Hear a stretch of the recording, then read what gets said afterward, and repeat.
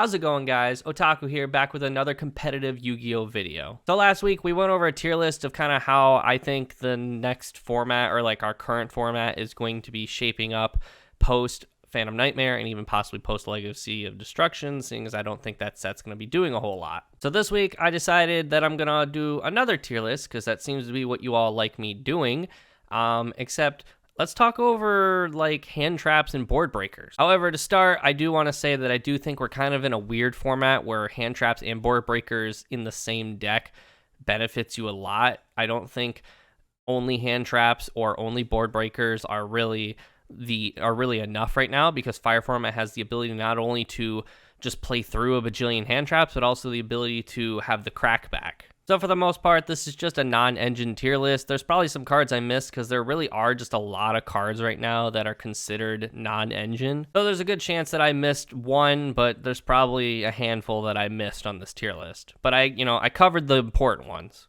And with all that being said, if you like competitive Yu-Gi-Oh content and you're not already subscribed, I don't know what's going on. Just hit that subscribe button, maybe even hit the bell for notifications. But without further ado, let's just jump right into it. So of course, we have to start with the most obvious one, the pinnacle, the staple child of hand traps, Ash Blossom and Joyous Spring. And honestly, I don't think Ash is too pivotal this format.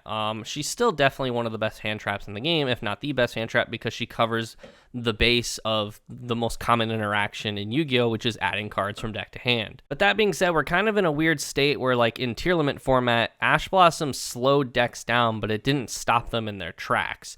And just like back then, we're kind of in the same status where Ash Blossom will stop the key interactions, but it will not kill the deck entirely. Which, might I add, I think is a very healthy format when hand traps don't just straight up kill a deck, they just slow it down. I don't think it's particularly fun when Branded gets hit with Ash Blossom and you just have to pass turn there. Or when Vanadium gets hit with Droll and Lockbird, and again, you have to pass turn there. But I do have to say that again, I think Ash Blossom is probably still one of the strongest hand traps in the game, but in terms of some of the other hand traps on this list, it's not the most pivotal hand trap to be throwing around right now, but at the same time, you still run 3 of it. For this format in particular, I think Ghost Bell is honestly better than Ash Blossom. Ghost Bell hits a lot of the most major decks right now, Fire included, and it hits some of the most strongest cards in Yu-Gi-Oh! As of right now, the biggest one being Wanted. Right now, there's a lot of decks running around that special summon from the graveyard or banish from the graveyard, and Ghost Bell hits a lot of those. The biggest examples that come to mind is Fire King, Garunix, or Kirin, which have abilities to summon either themselves or another Fire King from the graveyard,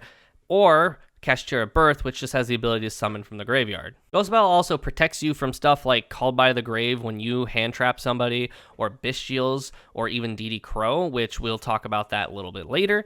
And Ghost Bell, I think, is just, again, one of the best hand traps for this current format. So I want to talk about DD Crow before we talk about Cosmic Cyclone, and that's mainly because I forgot to include Bestials on this list, and DD Crow is kind of like a pseudo Bestial. With that being said, I think DD Crow is a B-tier hand trap. I think it has a lot of versatility in this current format. You can use it to get rid of Garunix, which most Fire decks are only running one of.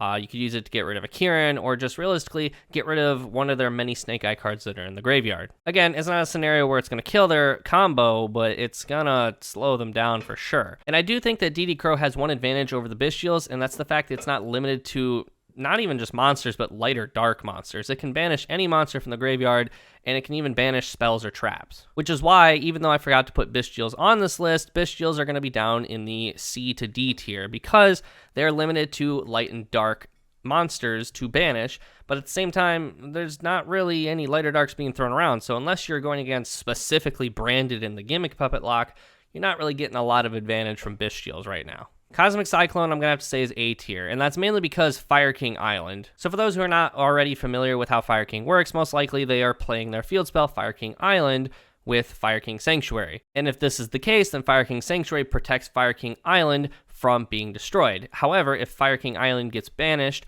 or sent to the graveyard, it blows up your opponent's entire board. So it's because of this that I think Cosmic Cyclone has a lot of merit. Being able to activate this on your opponent's turn to banish their Fire King Island and then blow up their whole board at very key moments is just very, very strong. Or you activate it on your turn and just wipe their entire board if they don't have an Omni Negate. which I think has a lot more merit than something like Harpy's Feather Duster, which again we'll talk about a little bit later, because Fire King Sanctuary can protect it from destruction. So for Cyframe Delta, I want to talk about him and Gamma at the same time, because they're the part of the same archetype and they're pretty much doing the same thing. The only difference is that Gamma is for monster effects, whereas Delta is for spell and trap card effects. I think that, and his price point proves this at the moment, that Delta is a lot more valuable than Gamma for more than one reason. So I think Delta overall is kind of a niche pick at the moment. And then Gamma is kind of down here. Delta, mainly because it's a 3 of. Gamma's still at 1 on the ban list. I don't think it's justified anymore, but it is still there. And so Delta obviously is going to be better than Gamma in the sense that you will see it a lot more often. But at the same time, using a well-timed Delta on something like Wanted or Original Sinful Spoils or Fire King Island or Fire King Sanctuary can just really slow your opponent down, and depending on what their hand's looking like, could even stop them. Like I said, Gamma, he's still at 1, unfortunately, but if we had 3 Gammas, I think he'd be right at B with Delta as well. Spooky Dogwood, I don't see a lot of merit to this right now. Honestly, the only thing this card was ever used for was for time. It's kind of like a pseudo floodgate because it's like the Max C challenge. You activate this and your opponent either just keeps playing and gives you a fuck ton of life points that it's going to be hard to break through, or they just stop playing. But overall, I don't see a lot of use in Spooky Dogwood. There's a lot of time cards as it stands right now. There's a lot of decks that play a lot of time cards, but overall, games are ending before time right now anyways. Dark Ruler No More, honestly, it blows my mind that we haven't really been seeing this right now, because I feel like a fully established Fire King board can't really stop Dark Ruler No More from just stopping them from playing. The only thing is that if they have Garunix in the graveyard or Kieran in hand, they're just kind of like, all right, cool, go ahead. I dare you to negate my board. I don't give a shit. The biggest merit, though, to Dark Ruler No More is it shuts off your opponent's SP Little Knight before they can even activate it. And because of that, honestly, I'm going to have to put it like high C tier, maybe bottom of B. Honestly, I'm going to put it bottom of B. I think Dark Ruler No More has a lot of merit, and it's searchable with Triple Tactics Thrust. Droll and Lockbird, easy S tier. Droll and Lockbird is arguably the best hand trap in this current format. I mentioned it 1,000 times in my last tier list last week. This card kills a lot of the decks in the current format. Some of the decks that come to mind is Manadium, Voiceless Voice, and our good friend, the Fire Kings. Honestly, if it wasn't for the fact that Droll and Lockbird is kind of keeping the format in a very manageable state, I would almost say this card is going to get banned on the next ban list. However, I think Droll and Lockbird, like I said, is keeping things at a very stable pace that things are just not out of control. Forbidden Droplet, I think, is going to have to be an A tier. This card is really good now that, Catch Chair Rise Heart is gone. The thing is, though, Dimension Shifter is still very much a card, and D-Fissure is being played a little bit. So this card does lose a little bit of versatility. However, some of the best decks in the format currently are building a lot of cards to be able to be Forbidden Droplet fodder. So I think this is a very good card to put in the side deck. I personally wouldn't main it, but overall, it's just a phenomenal card. Harpy's Feather Duster, even though I'm about to put it in the B tier, this is still a basically mandatory one of in your side deck. This is just a blowout card for stuff like Rescue Ace, which is still very much in the format. If they don't have Fire King Sanctuary on the board, you can still activate this to pop, Fire King Island. Overall, I think Duster is losing a little bit of its touch because a lot of the decks in the current format don't set up a lot of back row, but you do still have stuff like Voiceless Voice, where unless you get rid of that continuous spell, you're not targeting them. However, it can be omni negated by Skull Guardian. Evenly Matched is in a weird spot right now. It's still, in my opinion, one of the best board breakers in Yu-Gi-Oh!, second to only one that I can think of off the top of my head. And the problem is that you have to commit your battle phase, and currently there's just a lot of decks that can not give a shit right now. For example, any deck that runs Little Knight, which is every deck, the moment you activate Evenly Matched, again, you're committing your battle phase.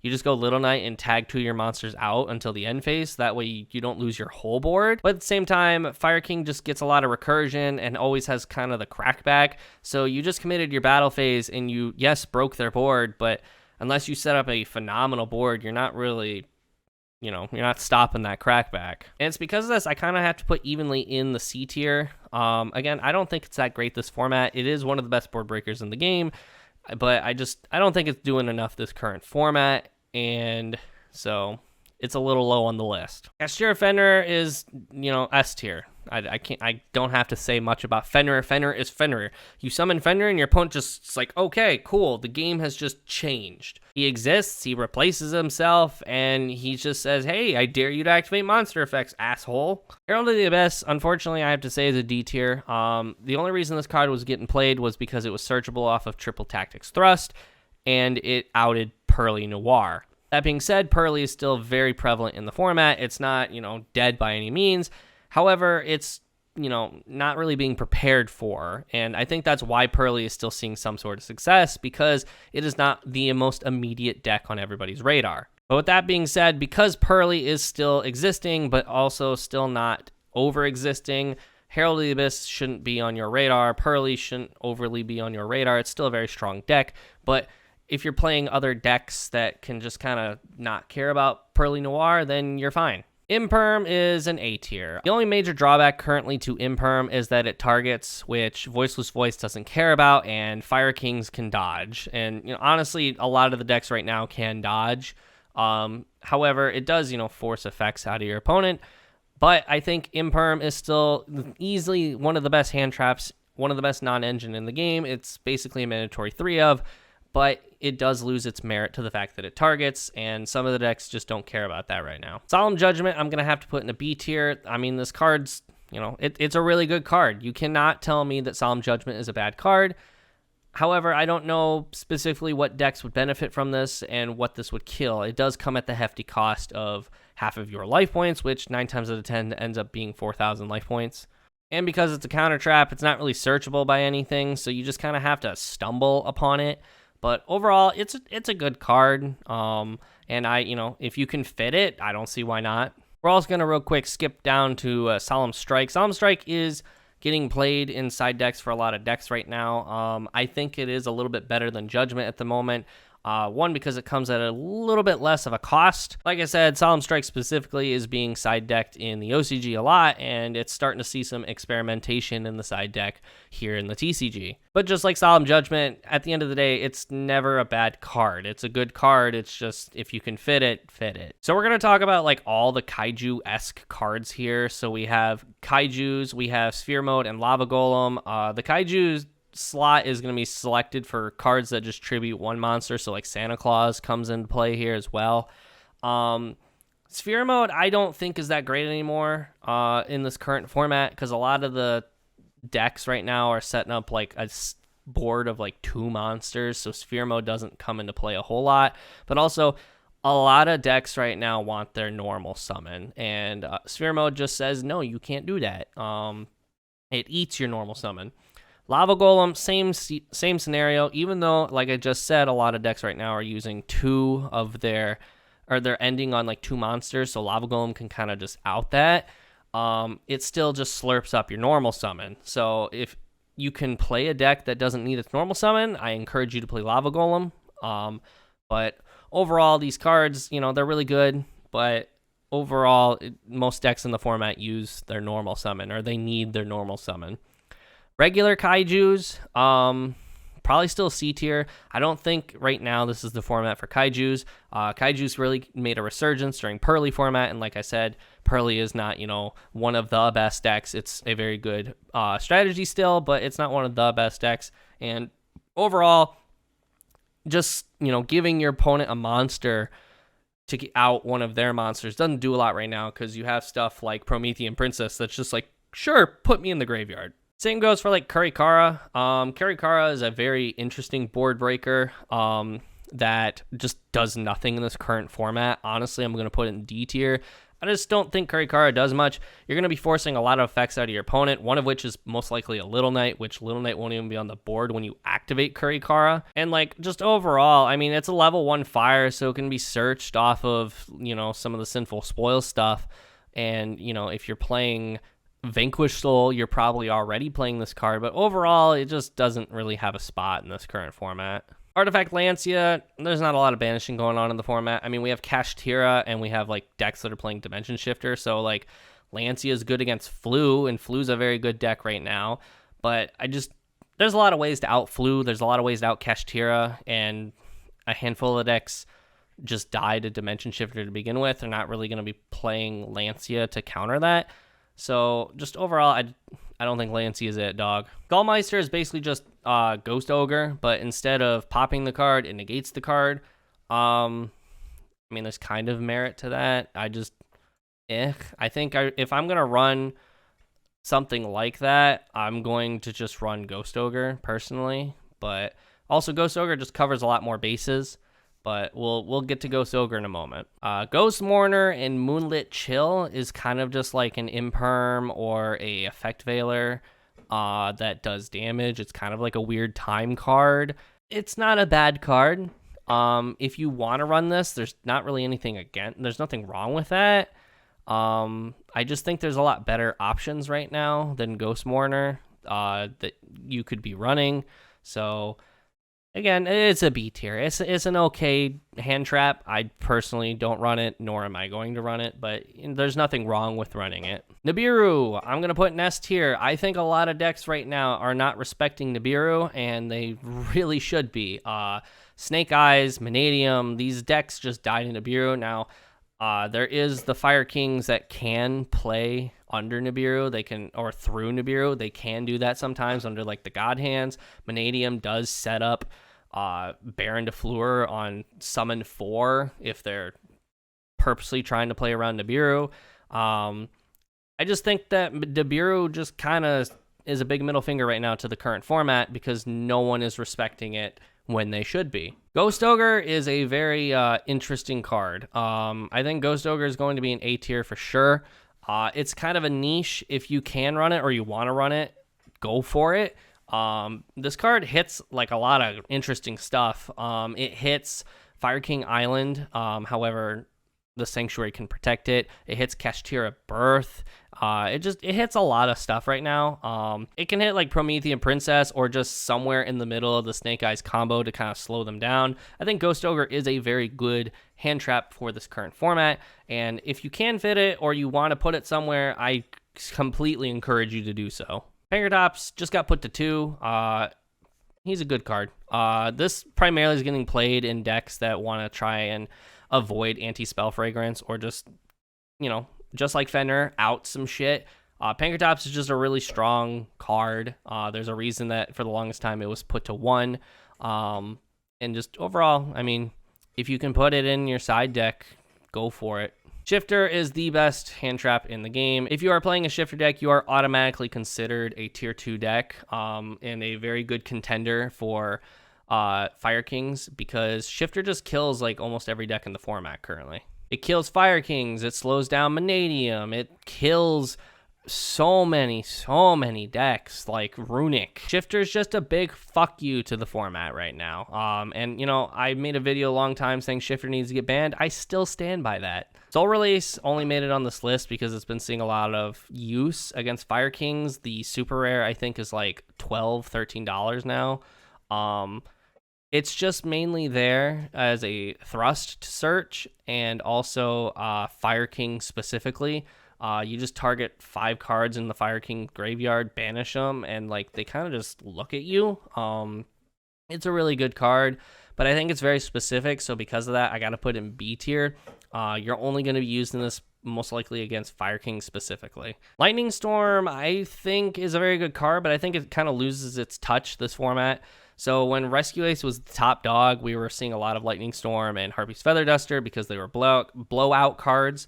However, the only thing this really does is like Labyrinth, but we can just use Cosmic Cyclones or Duster. We don't need Lightning Storm this format, so I think I kind of have to put it a little further down because we're not going for specific blowout. We're trying to very specifically target certain cards to get them off the board. Super Poly, S tier. I think Super Poly is the best board breaker this current format because everything is fire and it's all different typings. So you got Mud Dragon or same typing. So you got Garura.